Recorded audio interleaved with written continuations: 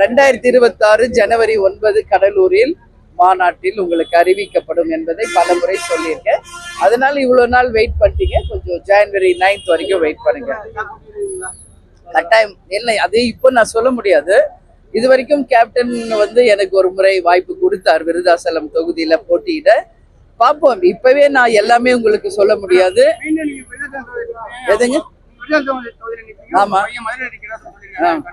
அது யூகங்களின் அடிப்படையில பேசப்படுவது. ஏன்னா விருதாச்சலம் தேமுதிகக்கு முதல் வெற்றியை கொடுத்த தொகுதி, புரியுதுங்களா? அதனால நிச்சயம் அங்க நிப்பாங்க என்பது ஒரு கணிப்பு. அதனால யார் கூட கூட்டணி, எத்தனை தொகுதி, எத்தனை சீட்டு, எந்தெந்த தொகுதி, யார் வேட்பாளர் எல்லாம் இப்ப நம்ம சொல்ல முடியாது. ஜனவரியில இதெல்லாம் உங்களுக்கு சொல்றேன். இல்ல, நாங்க இருந்த ஒரே ஹோட்டல்ல தான் அவரும் தங்கி இருந்தாரு. அன்னைக்கு அவருக்கு பிறந்த நாள், பிளஸ் அவங்க சின்னம்மா அன்னைக்கு இறந்துருந்தாங்க. ஸோ 2 விஷயத்துக்காகவும் நாங்களும் லேட் நைட் தான் பிரச்சாரம் முடிச்சு போனோம். அவரும் வந்தாரு. ஸோ சுதீஷ் போயிட்டு பிறந்தநாள் வாழ்த்து சொல்லி அவங்க சின்னம்மா இறந்ததுக்கு கண்டோலன்ஸ் தெரிவிச்சாரு. நான் ரொம்ப லேட் நைட் ஆனது, டயர்டா இருந்ததுனால தொலைபேசியிலேயே அவருக்கு வாழ்த்து சொன்னேன்.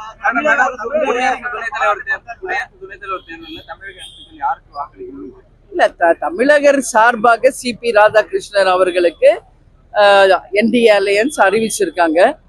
உண்மையில் தமிழர் ஒருவர் வெற்றி பெற்றால் அது ஒட்டுமொத்த தமிழ்நாட்டுக்கும் தமிழர்களுக்கும் கிடைத்த ஒரு பெருமையாக இருக்கும். நம்மளுடைய ராதாகிருஷ்ணன் அவர்கள் ஏற்கனவே 2 ஜனாதிபதிகள் நம்ம தமிழ்நாட்டில் இருந்திருக்காங்க. இந்த முறை ஒரு துணை ஜனாதிபதி, அதுவும் ஒரு தமிழருக்கு ஒரு வாய்ப்பு கிடைக்கிறப்போ நிச்சயம் எல்லாரும் ஒன்றாக இணைந்து அவருக்கு வாய்ப்பு கொடுத்தால் இது தமிழ்நாட்டுக்கும் ஒட்டுமொத்த தமிழர்களுக்கும் கிடைத்த ஒரு பெருமையாக இருக்கும். பொறுத்திருந்து பார்ப்போம்.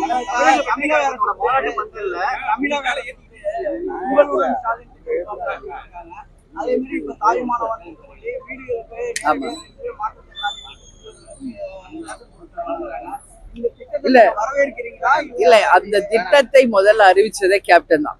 வீடு தேடி ரேஷன் பொருள் வரும் அப்படின்னு சொன்ன முதல் தலைவர் கேப்டன். எப்போ 2005 கட்சி ஆரம்பிச்சப்ப சொல்லி 2006 முதல் தேர்தல் அறிக்கையில் அறிவிக்கப்பட்ட திட்டம். இவ்வளவு வருஷம் கழிச்சுதான் இப்ப தமிழ்நாட்டுல, அதுவும் சின்ன லெவல்ல தான் தொடங்கி இருக்காங்க. 70 வயசுக்கு மேற்பட்டவர்களுக்கு தான் அதுவும் லாரியில வச்சு பொருள் கொடுக்குறாங்க. இது எந்த அளவு ரீச் ஆகுது அப்படிங்கிறத நம்ம பொறுத்திருந்து தான் பார்க்கணும். பட் இது கேப்டன் கனவு திட்டம். இது இந்த திட்டம் கேப்டனுக்கு கிடைத்த பெருமை எல்லாமே. அதனால இது இன்னும் எக்ஸ்பேண்ட் ஆகி எல்லா மக்களுக்கும் அந்த திட்டம் கிடைக்கணும்னு நினைக்கிறேன். திமுகவோட தேர்தல் அறிக்கை 100 விழுக்காடு முடியல, ஆனாலும் திமுக போய் பிரச்சாரம் பண்றாங்க. நான் நேரடியா விவாதம் பண்ண தயாரா இருக்கேன் அப்படின்னு அன்புமணி சொல்றாரு. திமுக தரப்புல இருந்து யார் வேணாலும் விவாதத்துக்கு வரலாம் அப்படின்னு சொல்றாரு. எப்படி பாக்குறீங்க? இல்ல, அது அவங்க இன்னும் நிறைய வாக்குறுதிகளை நிறைவேற்றல அப்படிங்கிறது உண்மை. அதுல ஒன்றும் பொய்யோ இல்லைன்னு நம்ம சொல்ல முடியாது. இது மாதிரிதான் ஒரு பத்திரிகையாளர் சந்திப்புல என்னை கேட்டப்போ நான் சொன்னதுதான், நிறைகளும் குறைகளும் இணைந்த ஒரு ஆட்சி. அவர்கள் கொடுத்த பல வாக்குறுதிகள் இன்னும் நிறைவேற்றல. சட்டம் ஒழுங்கு ஒரு கேள்விக்குறியா இருக்கு, நிறைய பிரச்சனை இருக்கு. ஆனா பல திட்டங்களை நிறைவேற்றியும் இருக்காங்க.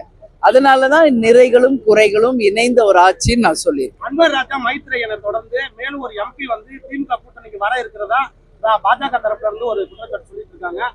இது மாதிரி ஒரு கட்சியில முக்கியமான ஒரு புள்ளியா இருந்து வேற ஒரு கட்சிக்காக மாறும்போது அது எப்படி பாக்குறீங்க? இது தமிழ்நாட்டில இது ஒண்ணும் புதுசு கிடையாதுங்க. எத்தனையோ ஆண்டு காலமாக நடக்கிற ஒரு விஷயம்தான். அதிமுகல இருந்து திமுக போறது, திமுகல இருந்து அதிமுக போறது, மற்ற கட்சிகளுக்கு போறது. ஏன் தேமுதிகலயே கேப்டன் பார்த்து வளர்த்த அந்த எம்எல்ஏஸே கேப்டன் முதுகிலேயே குத்திட்டு போன வரலாறுலாம் நம்ம பார்த்துக்கிட்டு தான் இருக்கோம். அதனால இது ஒண்ணும் புதுசு கிடையாது. ஆனா துரோகங்கள் என்பது நிலையானது கிடையாது. நிச்சயமாக துரோகம் செய்பவர்களுக்கு என்று எந்த வரலாறும் கிடையாது என்பதை உறுதியா சொல்றேன்.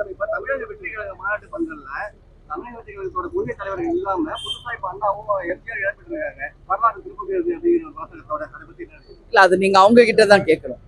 எதுக்காக அந்த வச்சாங்கன்றது அவங்க கிட்டதான் கேட்கணும். அவங்க வச்சதுக்கு நான் எப்படி பதில் சொல்ல முடியும்? எனவே அவங்க கட்சிக்காரங்க கிட்ட அதை கேளு.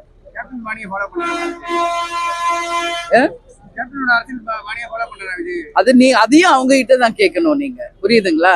அவங்க கிட்டதான் இந்த கேள்வி எல்லாமே கேட்கணும் நீங்க. சரிங்களா? கேப்டன் மக்களுக்கான தலைவர். இறங்கி வேட்டி மடிச்சு கட்டினாருன்னா மழை வெள்ளம் புயல் எதா இருந்தாலும் எதுக்கும் பயப்பட மாட்டாரு. மேடம் இன்று களத்துல இறங்கி மக்களுக்கு பணி செய்கின்ற ஒரு உத்தமராக தான் கேப்டன் வாழ்ந்தாரு. சம்பாதிச்சது அத்தனையுமே மக்களுக்கு உதவி செய்த ஒரு தலைவர் கேப்டன் அவர்கள். அதனால கேப்டன் கூட இங்க யாரையுமே நம்ம கம்பேரே பண்ண முடியாது. கேப்டனுக்கு நிகர் கேப்டன் தான். எதிர்க்கட்சி தலைவர் பேசுற கூட்டங்கள்ல ஆம்புலன்ஸ் வேணும்னே இது நாங்களே பாத்துக்கிட்டு இருக்கோங்க. ஆம்புலன்ஸ் வருவோம், லைட் ஆஃப் பண்ணிடுவாங்க, நிறைய பிரச்சனை இருக்குதா. இன்னைக்கு நேத்து இல்லைங்க, நாங்க கட்சி ஆரம்பிச்சு 20 வருஷம் ஆச்சு. இது தொடர்ந்து நடக்கிற விஷயம். செய்திகளை உடனுக்குடன் தெரிந்து கொள்ள கீழ்கண்ட கேபிள் மற்றும் டிடிஹெச் நெட்வொர்க்குகளில் எம்நாடு செய்தி தொலைக்காட்சியை காணுங்கள். பாதகம் செய்பவரை கண்டால் நாம் பயம் கொள்ளலாகாது பாப்பா. மோதி மிதித்து விடு பாப்பா, அவர் முகத்தில் உமிழ்ந்து விடு பாப்பா. அண்மை செய்திகளை உடனுக்குடன் தெரிந்து கொள்ள இணைந்திருங்கள் எம்நாடு தொலைக்காட்சியுடன்.